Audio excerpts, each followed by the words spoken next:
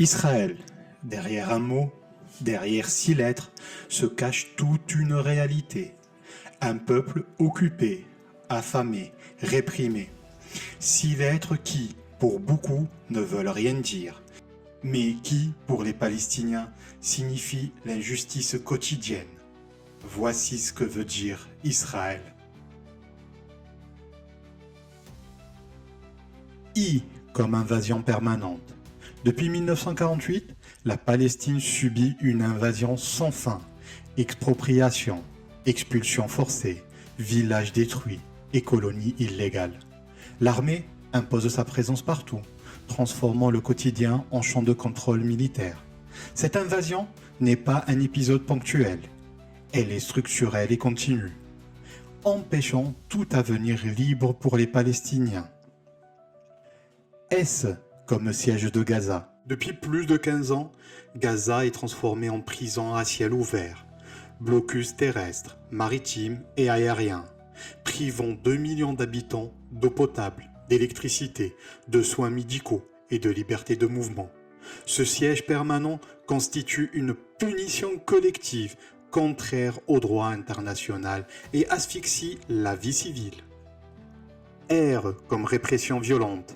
Manifestations pacifiques réprimées dans le sang, arrestations arbitraires, enfants emprisonnés, journalistes ciblés. La répression israélienne ne distingue pas civils et résistants.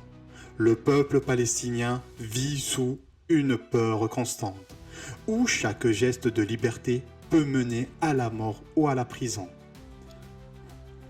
A comme apartheid institutionnalisé. De nombreuses ONG internationales, dont Amnesty et Human Rights Watch, qualifient le système israélien d'apartheid, deux régimes juridiques distincts sur une même terre, selon que l'on est palestinien ou colon israélien, accès différencié aux routes, aux ressources, aux droits fondamentaux, un système d'oppression codifié et assumé. E comme éradication planifiée, la destruction de maisons, l'annexion de territoires, les expulsions à Jérusalem-Est, les bombardements massifs à Gaza, tout concourt à une politique d'éradication progressive de la présence palestinienne. Derrière chaque ruine se cache une stratégie, effacer un peuple de sa terre.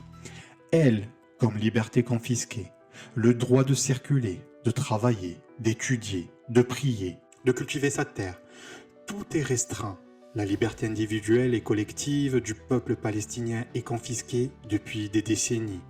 Pourtant, malgré les murs et les barbelés, la soif de liberté demeure indestructible. Voilà le résumé d'Israël. Un pays colonisateur, un pays génocidaire.